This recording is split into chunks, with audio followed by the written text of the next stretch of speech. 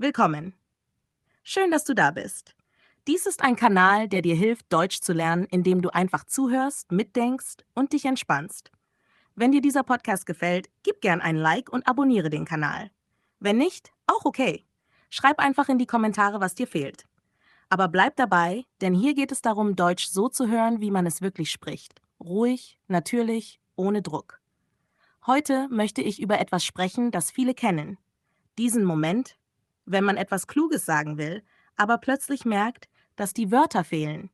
Man weiß genau, was man denkt, aber im Kopf klingt alles zu kompliziert.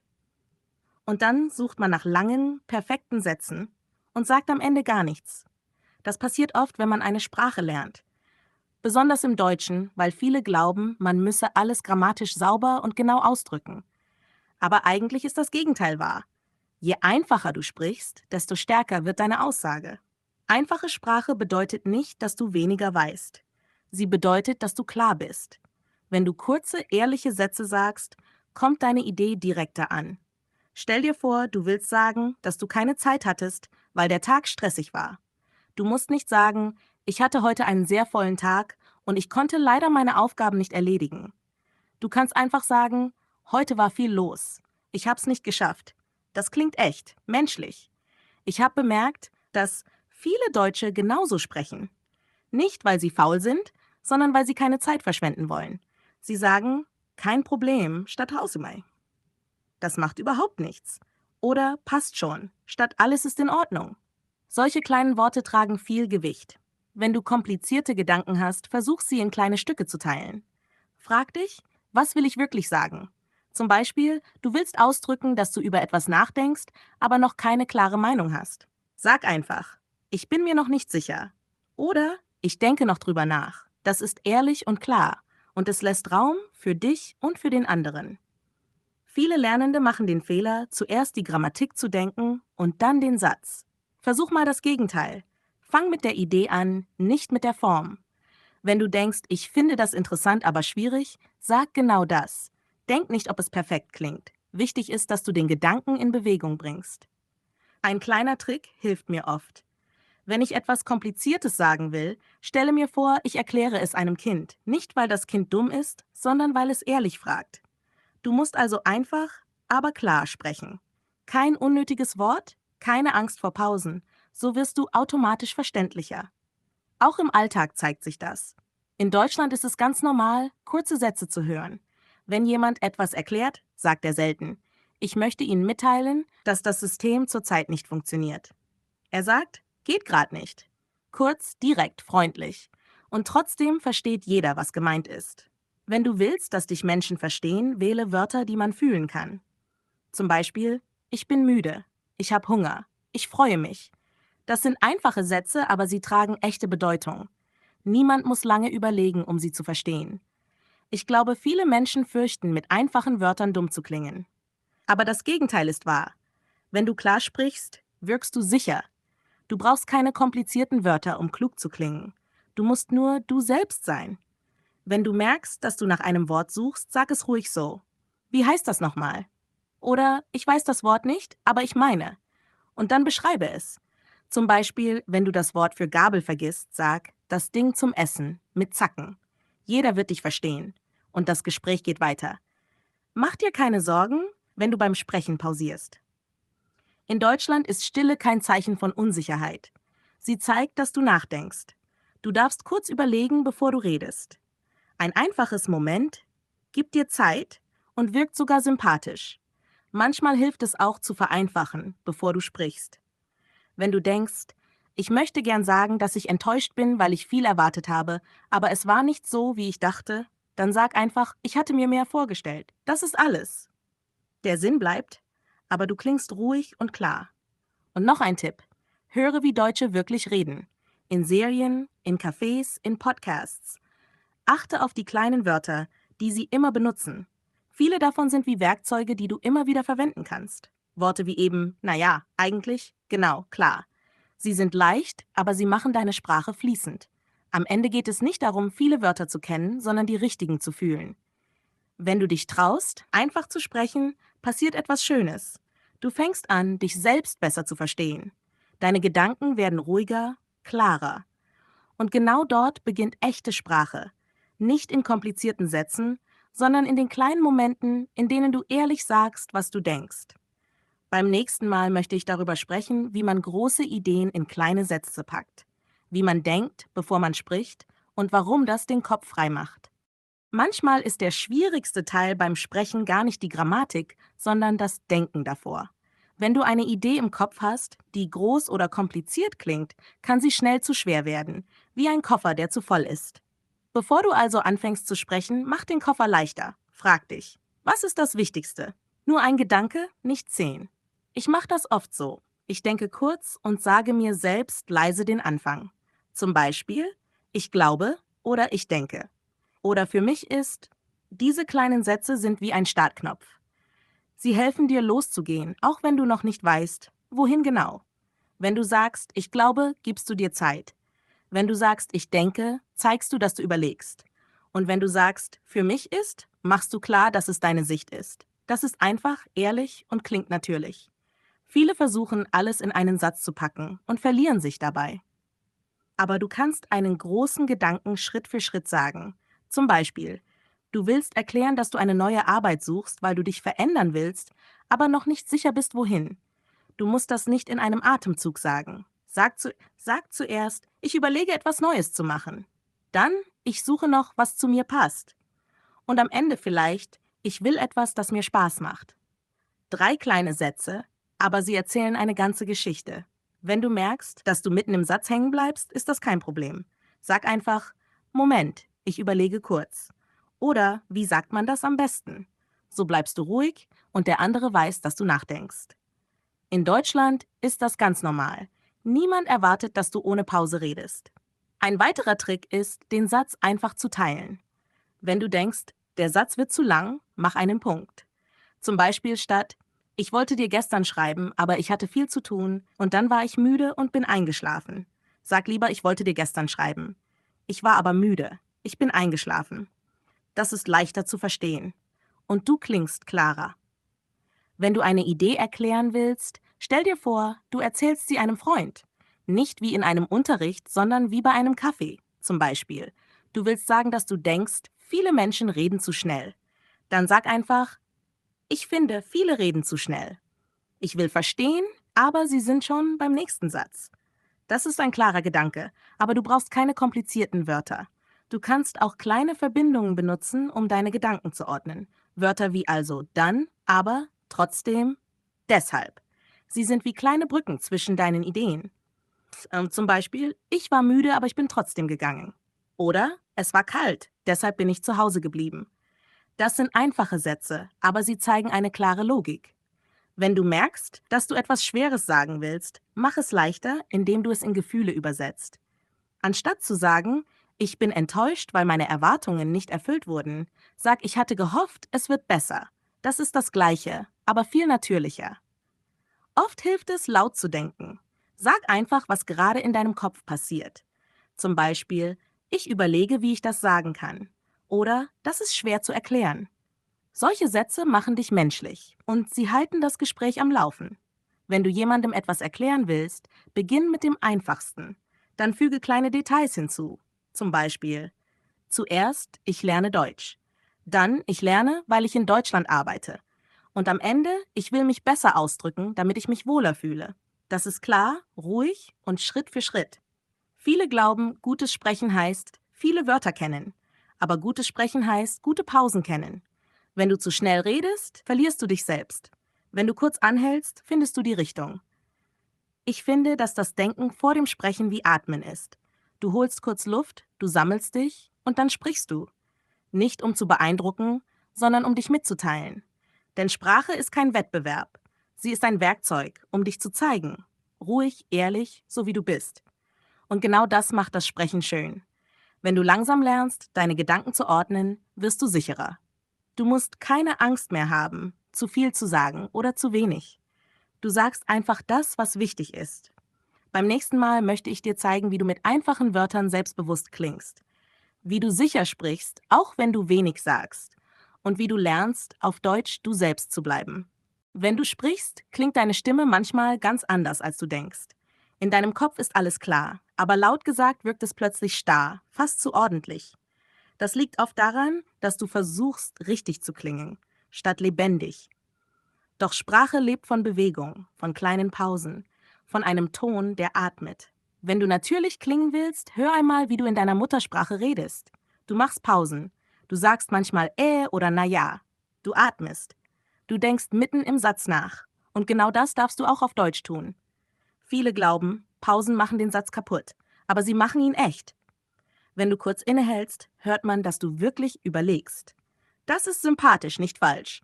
Du kannst ruhig sagen, wie soll ich sagen? Oder ehrlich gesagt. Solche kleinen Sätze bringen dich ins Gespräch ohne Druck. Ich mag Wörter, die wie Atempausen klingen. Irgendwie, genau, na ja, weißt du. Sie füllen keine Leere, sie machen sie weich. Zum Beispiel, na ja, das war ein langer Tag. Oder ehrlich gesagt, ich bin müde. Das sind einfache Sätze, aber sie tragen Gefühl. Sie zeigen, dass du nicht nur Wörter benutzt, sondern lebst, was du sagst. Ein schönes Wort im Deutschen ist genau. Man hört es überall, in Gesprächen, in Meetings, sogar am Telefon. Es bedeutet nicht nur stimmt, es bedeutet ich höre zu.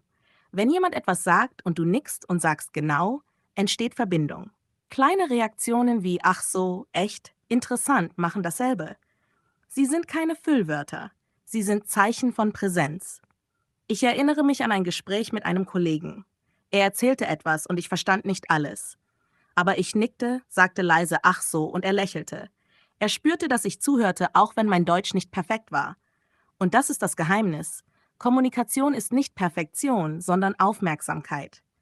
Wenn du im Gespräch bist, versuche nicht, sofort zu übersetzen. Das ist schwer am Anfang, ich weiß. Aber jedes Mal, wenn du im Kopf übersetzt, verlierst du das Gefühl für den Moment. Besser ist, die Idee direkt im Deutschen zu denken. Nicht das Wort suchen, sondern das Bild. Wenn du an Kaffee denkst, stell ihn dir vor. Du brauchst das Wort nicht zu übersetzen. So fängt das Denken in einer neuen Sprache an, mit Bildern, nicht mit Regeln.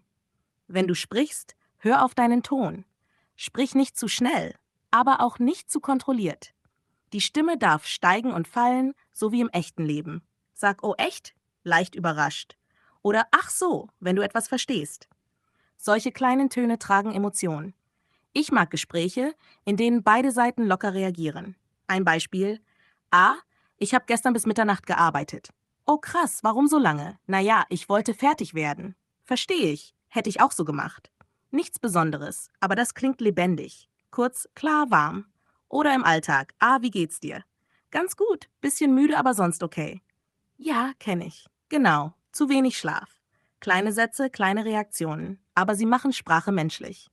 Wenn du merkst, dass du zu still wirst, stell eine Frage. Nicht die perfekte, einfach eine ehrliche. Sag und du? Oder wie war dein Tag? Oder wenn jemand etwas erzählt, echt? Warum? Solche Fragen zeigen Interesse, ohne viel zu sagen. Und genau das hält ein Gespräch am Leben. Manchmal hilft es, kleine Geräusche zuzulassen. Ein Lachen, ein ein Oh. Das sind keine Fehler, das sind Zeichen von Nähe. So entsteht der Rhythmus einer echten Unterhaltung. Ich finde, Sprache ist wie Musik. Nicht jede Note muss perfekt sein. Wichtig ist der Klang dazwischen. Die kleinen Pausen, das Atmen, die Stimme, ich bin da.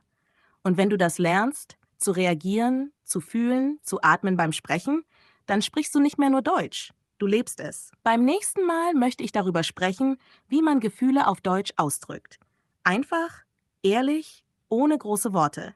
Denn manchmal sagen gerade die kleinen Sätze am meisten. Gefühle zu zeigen ist oft schwerer, als über Dinge zu sprechen. Man kann stundenlang über Arbeit oder Pläne reden, aber wenn jemand fragt, wie es einem wirklich geht, da wird es plötzlich still. Vielleicht, weil man denkt, man müsse die richtigen Worte finden. Aber oft reicht schon ein einfaches Ich. Ich bin müde oder mir geht's heute nicht so gut. Solche Sätze sind ehrlich. Sie brauchen keine Erklärung. Ich mag die Art, wie Deutsche über Gefühle sprechen. Nicht zu laut, nicht zu dramatisch, aber direkt. Wenn jemand sagt, ich freue mich, dann meint er das wirklich. Oder wenn jemand sagt, ich bin genervt, weiß man sofort, was los ist. Das sind keine großen Wörter, aber sie haben Gewicht. Manchmal denken Lernende, sie müssen komplizierte Strukturen benutzen, um ernst genommen zu werden. Aber im Alltag klingt ein kurzer Satz viel natürlicher. Zum Beispiel, statt ich fühle mich heute emotional überfordert. Einfach, heute ist mir alles zu viel. Oder statt ich bin enttäuscht von der Situation, sag, ich hatte mir das anders vorgestellt. So spricht man wirklich. Und der andere versteht sofort, wie du dich fühlst. Wenn du unsicher bist, wie du ein Gefühl ausdrücken sollst, fang klein an. Sag, ich glaube, ich bin ein bisschen traurig. Oder irgendwie bin ich heute unruhig. Das klingt nicht schwach, sondern ehrlich. Und es öffnet oft ein Gespräch, weil der andere merkt, dass du echt bist. Auch bei positiven Gefühlen gilt das Gleiche. Du musst nicht sagen, ich empfinde große Zufriedenheit über das Ergebnis. Sag einfach, ich freue mich total oder ich bin zufrieden. Man spürt das Lächeln schon in deiner Stimme. Wenn du eine Meinung sagen willst, ist es ähnlich. Du musst sie nicht mit großen Worten erklären. Sag, ich finde das gut. Ich glaube, das ist schwierig. Ich denke, das passt. Das sind kleine Sätze, aber sie zeigen Haltung. Und sie lassen Raum für den anderen zu reagieren. Wenn du nicht ganz einverstanden bist, kannst du trotzdem freundlich bleiben. Ein einfaches, ich sehe das ein bisschen anders klingt weich, nicht hart, oder ich bin mir nicht sicher. Das zeigt Nachdenken, nicht Streit. Auch vielleicht, aber ich glaube, solche kleinen Wörter machen den Ton ruhig. Ich erinnere mich an ein Gespräch mit einer Freundin. Sie sagte, das war doch kein Problem. Und ich antwortete, für dich vielleicht nicht, aber für mich schon ein bisschen. Das war kein Streit, nur eine ehrliche Reaktion. Und sie nickte, sagte, ja, stimmt. Ich verstehe. So entstehen echte Gespräche durch kleine, klare Sätze. Wenn du Gefühle ausdrücken willst, hilft es, sie mit einfachen Bildern zu verbinden. Zum Beispiel, ich bin leer. Ich bin voll Energie. Ich fühle mich leicht. Solche Worte klingen lebendig, nicht technisch. Und du brauchst keine komplizierten Adjektive, um verstanden zu werden. Auch im Alltag passiert das oft. Jemand fragt, wie war dein Tag? Du kannst sagen, gut, aber lang. Oder schön, aber ich bin kaputt. Das ist ehrlich natürlich. Und es öffnet den Raum für echte Reaktion. Vielleicht ein Lächeln. Vielleicht ein Ach, das kenne ich. Wenn du über etwas redest, das dich beschäftigt, kannst du ruhig Sätze wie ich weiß nicht warum, aber benutzen. Zum Beispiel, ich weiß nicht warum, aber ich bin heute traurig. Oder ich kann es nicht genau erklären, aber es nervt mich. Das zeigt nicht Unsicherheit, sondern Authentizität. Denn Sprache lebt davon, dass sie nicht immer perfekt ist. Ich finde, Gefühle in einfachen Worten zu sagen, ist eine Art Mut, weil man sich zeigt. Und das ist viel stärker als große Wörter zu benutzen. Wenn du sagst, ich habe Angst, ich bin froh, ich bin wütend, dann bist du echt. Kein Filter, kein Theater, nur du. Und das Schöne ist, solche Sätze bleiben hängen. Wenn jemand ehrlich spricht, erinnert man sich an den Ton, nicht an die Grammatik. Vielleicht ist das der Grund, warum einfache Sprache tiefer geht, weil sie direkt ins Herz trifft. Wenn du also das nächste Mal etwas fühlst, versuch nicht, es zu übersetzen. Sag einfach, was da ist. Ganz kurz, ganz klar. Denn genau so beginnt wahre Kommunikation, wenn du sprichst, wie du fühlst. Beim nächsten Mal möchte ich mit dir darüber sprechen, wie das alles zusammenkommt. Wie man lernt, auf Deutsch nicht nur zu reden, sondern wirklich zu denken, zu reagieren, zu leben. Mit Worten, die leicht sind, aber echt. Manchmal merkt man erst am Ende, wie viel man schon gelernt hat. Nicht in Grammatik oder Listen, sondern im Gefühl. Wenn du beginnst, einfacher zu sprechen, merkst du, deine Gedanken werden klarer. Weil du nicht mehr suchst, du sagst einfach, was da ist. Und plötzlich fließt die Sprache, ohne Druck, ohne Angst. Einfache Worte haben Kraft. Sie sind wie Fenster, klein, aber man sieht weit. Wenn du sagst, ich bin müde, hört man dein Leben dahinter. Wenn du sagst, ich will das schaffen, spürt man deinen Willen. Und das ist mehr, als ein perfekter Satz je sagen könnte. Ich finde, man lernt eine Sprache nicht mit dem Kopf allein. Man lernt sie mit dem Alltag. Mit jeder kleinen Situation. Im Laden, im Bus, in einem Gespräch mit Nachbarn. Dort entsteht Routine. Und mit der Routine kommt Sicherheit. Du musst nicht warten, bis du perfekt bist, um selbstbewusst zu sprechen. Die Sicherheit kommt nicht vorher. Sie kommt beim Tun. Wenn du redest, machst du Fehler. Ja, das gehört dazu. Aber Fehler sind keine Mauern, sie sind Stufen. Du gehst sie hoch und jedes Mal siehst du mehr. Ich erinnere mich, wie ich am Anfang oft dachte, ich muss alles richtig sagen. Aber dann merkte ich, Menschen hören mir zu, auch wenn ich Fehler mache, weil sie merken, dass ich es ehrlich meine. Und das ist wichtiger als jede Regel. Wenn du sprichst, beobachte, was passiert. Am Anfang denkst du über Wörter nach, dann über Sätze. Und irgendwann denkst du gar nicht mehr. Du sprichst einfach. Das ist der Moment, in dem die Sprache zu einem Teil von dir wird. Nicht perfekt, aber echt. Ein Tipp, der mir geholfen hat. Sprich jeden Tag ein bisschen laut. Nicht stundenlang, nur ein paar Minuten. Erzähl, was du siehst. Sag zum Beispiel, heute ist kalt. Ich habe Lust auf Tee. Ich bin müde, aber zufrieden. So baust du dein Gefühl für Sprache auf. Leise natürlich. Und wenn du keine Zeit hast, denk auf Deutsch. Kleine Gedanken reichen. Wo ist mein Handy? Ich habe Hunger, ich habe keine Lust. So fängt das an. Sprache wird dein innerer Ton. Ein anderer kleiner Trick: Wenn du ein neues Wort hörst, benutze es sofort. Nicht warten, bis du sicher bist. Sag's einmal, zweimal, spiel damit. So bleibt es. Denn Wörter, die man benutzt, bleiben. Wörter, die man nur liest, verschwinden. Ich glaube, viele unterschätzen, wie wichtig kleine Schritte sind. 5 Minuten Sprechen pro Tag verändern mehr als 2 Stunden Lernen ohne Gefühl. Weil du dich daran gewöhnst, einfach zu reden, ohne Angst vor Fehlern. Manchmal, wenn du denkst, du machst keine Fortschritte, hör dich selbst. Vergleiche nicht mit anderen, sondern mit dir vor einem Monat.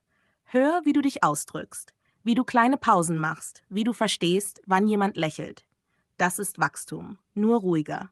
Ich mag den Gedanken, dass man durch Sprache eine andere Version von sich wird. Nicht fremd, nur neu. In jeder Sprache steckt eine andere Seite von dir.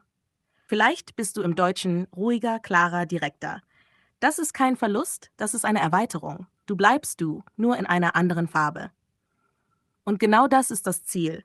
Nicht perfekt zu klingen, sondern echt zu klingen. Einfache Sätze, klare Gedanken, ruhige Stimme, das reicht. Wenn du das nächste Mal Deutsch sprichst, denk daran, du musst niemandem etwas beweisen. Nicht dem Lehrer, nicht dem Nachbarn, nicht dir selbst. Sprich, weil du willst, nicht weil du musst. Sag, was du fühlst. Sag es einfach. Danke, dass du zugehört hast. Ich hoffe, du hast was mitgenommen. Vielleicht eine Idee, vielleicht nur ein ruhiges Gefühl. Wenn dir das gefällt, lass gern einen Kommentar da. Schreib, was dir beim Deutschsprechen schwerfällt oder was dir schon gut gelingt. Ich lese alles und vielleicht sprechen wir beim nächsten Mal genau darüber. Bis dahin, hab Mut, einfach zu sprechen. Denn einfach sprechen heißt klar denken. Und klar denken, das ist der Anfang von allem.